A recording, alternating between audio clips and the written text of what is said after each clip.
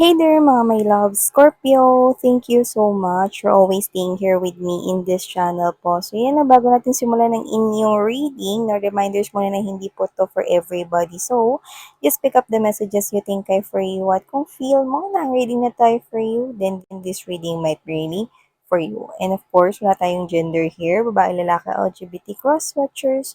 You can flip roles if you want, you can do that because it's a general reading. So, just take only what resonates with you. Hi and hello new subscribers. By the way, my name is Yan. At sa returning subscribers, thank you so much sa walang sawat, walang patid na pagpambay nyo dito sa channel ni Iti. You can also bring your friends and loved ones here, no? So yeah, let's take a look at what is your energies. Ano yung mga magiging kaganapan here for you guys. But let me thank the angels and spirit guides first. Archangel Michael, thank you so much for being present here in this reading. This is for my dear Scorpio.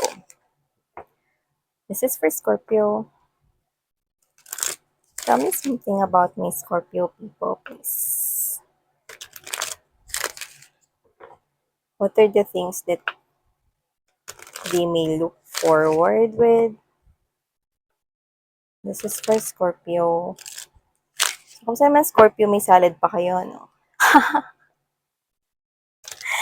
Of course.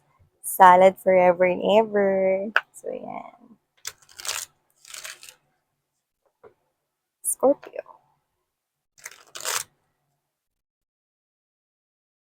Scorpio.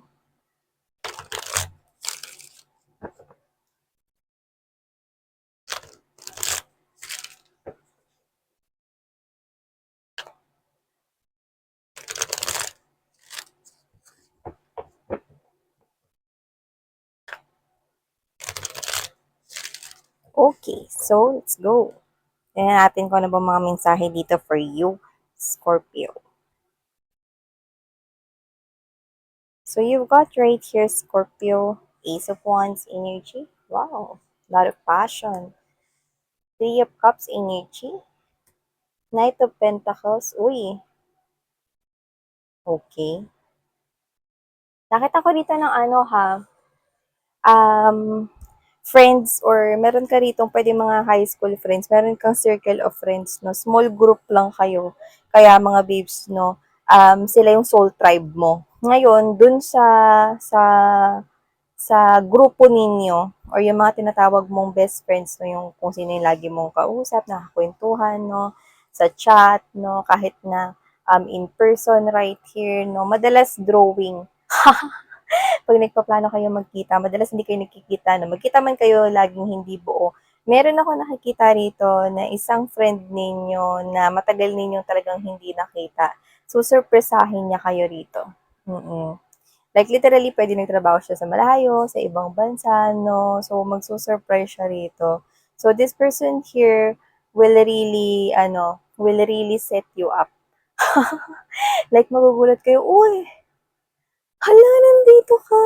So, yan, no? It's been a long time coming, pero andito na siya. So, I do feel like this person here is, yun nga, no?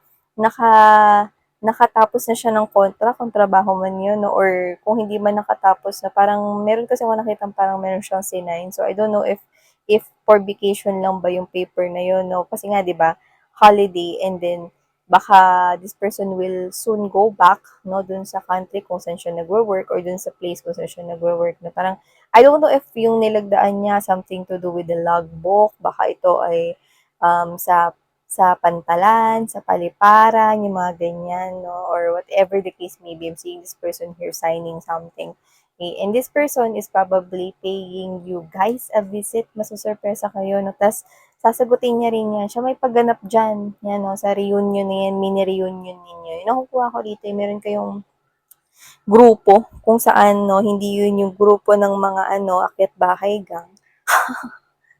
Pero meron kayo rito, mga friends na, alam mo yung, you can be whoever you can be, no, sa harapan nila. You're comfortable, no. Mga kaibigan mo rito na parang kilalang kilala ka, no. Yung pagkatao mo, lahat-lahat, no, pati kung gaano kaitim ang budhi mo. Kinikita ko rito, Scorpio. So, yan, no? I'm also picking that up, okay? A visit coming from a friend. See, an old friend right here. Yan. Uy, uy, okay. So, nakikita ko rito na may isang opportunity na biglang darating sa buhay mo. Kaya kailangan mo dito magdesisyon. Pero maaaring maguluhan ka. Okay? Kasi I do see right here that it has something to do with your work or finances yung nakikita ko rito, Scorpio. Maguguluhan ka kasi parang feeling mo parehas na kapag ka nag-isip ka or kapag ka nag-try ka na magdesisyon, ia-analyze mo ito, ia-assess mo ito. At kaya ka mahihirapan kasi parehas na parang okay sa'yo yung mga options. And it has something to do with money or trabaho yan or baka business. Kaya medyo nakikita kita ditong mahihirapan na i-weigh mabuti yung options. But I'm seeing you right here making a decision. Makakagawa ka pa rin ng decision dyan. It's just that, this is you, medyo nahihirapan ka lang. Kasi parang both options, okay, ay parang mag-work out. Yun yung nakikita mo. I'm seeing you as someone here na gagamitin rito ang iyong intellect, okay? At magiging smart ka talaga rito, no? Lalo na kung isa ka rito may posisyon sa kumpanya or whatever. Puwedeng options 'to na puwede mong gawin baka concept or ideas 'no, na ia-apply mo sa business mo. Pero sa iba, puwedeng ang pagpilian mo 'no, lalo na kung kukuha ka ng tao or isa kang business owner dito 'no, puwedeng may dalawang aplikante and then this is you. You think that they are both deserving doon sa posisyon na yon, qualified na doon. Pero this is you 'no, na makakapag-decide ka pa rin even though this will put you 'no, a little bit pressured. Okay? So, yung iba doesn't have to be na ikaw yung magwe-weigh ng trabahante or whatever, pero nakuha natin yun. Basta may kinalaman sa pera, like, i-go-go ko ba 'to? Pero puwede ko rin namang i-go 'tong isa. Ano ba dito ang mas maganda? Yan, 'no? Pero, you know what I'm getting from here? It's okay. Ano man yung piliin mo, nakikita ko na magwo-work yan. It's just that, parehas kasi yun 'no, na parang maganda for you. Yan. And also, aside from that old friend of yours, no, na susurpresahin ng buong tropa rito, no, at maaaring magpainom siya. Magpainom or magpakain, no. I'm seeing na isa itong either inuman, coffee house, or um, what's that one? Restaurant. Yan, no, nakikita ko rito na dun meet up. No, siya yung gagawa niya, no. Pwedeng kasabuatin niya yung family members ninyo or whatever, no. Like, susurpresahin niya yung buong tropa. No? Parang, oy, tawag nito, punta naman kayo kasi may pa-event ako dun, no. Tapos yung pa lang, may pa-event pala talaga yung friendships ninyong hindi niyo pa nakikita for long time ago. Yan, no. Or yung matagal niyo nang hindi nakikita. Okay. So, yeah, whatever the case may be, nakikita natin. Aside from that, I'm also picking up, no, na meron dito na mabubuhay yung feelings para sa iyo. May nakukuha ko rito. Okay? So, dalawa yung nakukuha ko rito. Let me just get straight to the point. Okay? Yung iba, ex mo to. Okay? So, maaaring ex mo to na nalito before. Nakikita ko na mabubuhay ang kanyang pag-ibig at damdamin para sa iyo. So, hindi ko alam kung sino makaka-resonate doon, pero ex mo to magbabalik na to. But this time, kung magbabalik man siya, hindi ko na siya nakikitang nalilito sapagkat lumalabas na siya bilang King of Cups energy. But we do have here the strength. Okay? And this is you na parang hindi ka sure if ever tatanggapin mo pa siya. If that person is your ex.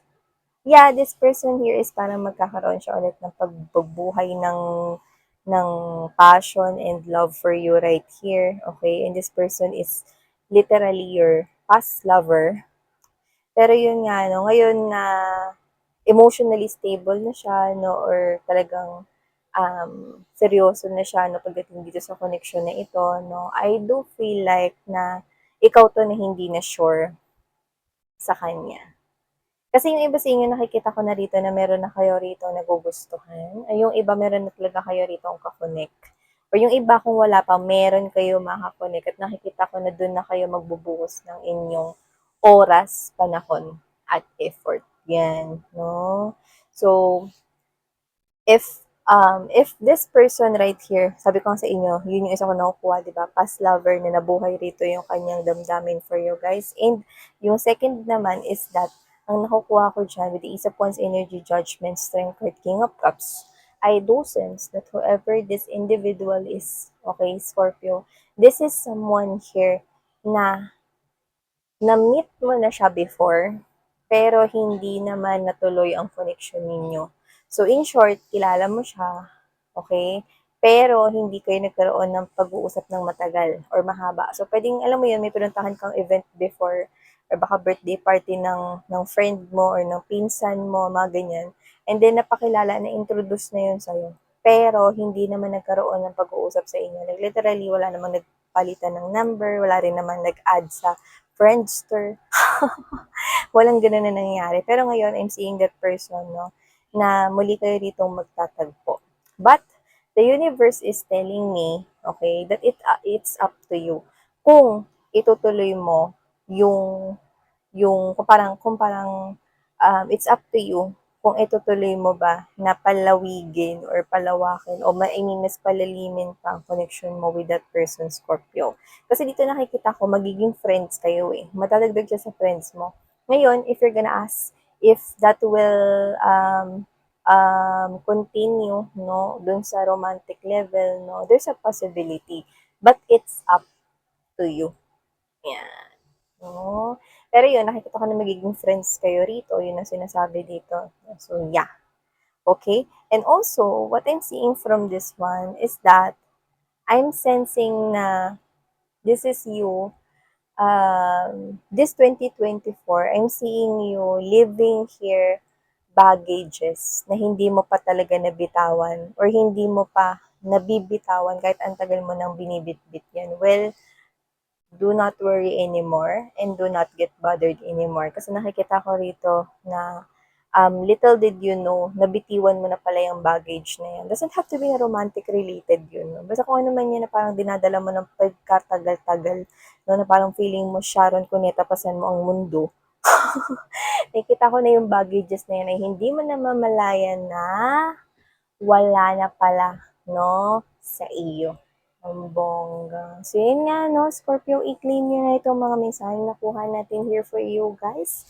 So, thank you so much. Sarang Hail Love and Light. Annyeong.